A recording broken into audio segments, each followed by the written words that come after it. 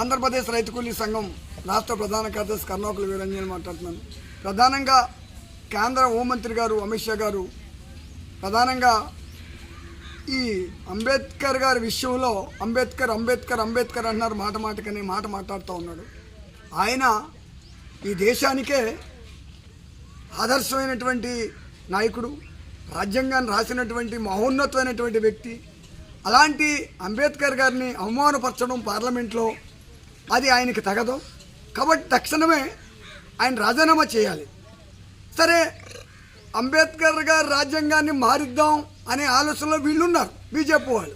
మారితే మరి దేశంలో ఉన్నటువంటి మైనార్టీలు వీళ్ళంతా ఎక్కడ పోవాలి? వీళ్ళు ఏ దేశం కాపురం పోవాలి? మైనార్టీలని వీళ్ళు బతకనిస్తారా? అసలు మైనార్టీలకు వాళ్ళ హక్కులు కాపాడే చట్టాలు వాళ్ళకి లేకపోతే ఈ దేశంలో ఉంటారా?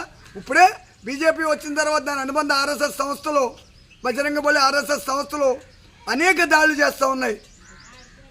మంజిరాల మీద, వాటిల మీద, వీటి మీద, యేసుప్రభు గుళ్ళ మీద, మైనార్టీలు చాలా చోట్ల వందలాది మందిని దాడి చేస్తూ ఉన్నారు.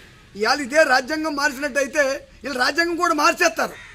ప్రజలు కానీ ప్రతిఘటించకపోయి, ఉద్యమం చేయకపోయి, నిలదీయకపోతే, ఎందుకంటే జనం మాకు ఓట్లు వేస్తున్నారు, పార్లమెంట్లో ఇప్పుడు మెజార్టీ ఉందా లేదా తర్వాత విషయం, మేము అధికారంలో ఉన్నామనేటువంటి హాంభావం వారికి ఉంది. తక్షణమే అమిత్ షా రాజీనామా చేయాలని ఆంధ్రప్రదేశ్ రైతు కూలీ సంఘం రాష్ట్ర శాఖ సందర్భంగా డిమాండ్ చేస్తూ ఉన్నాం.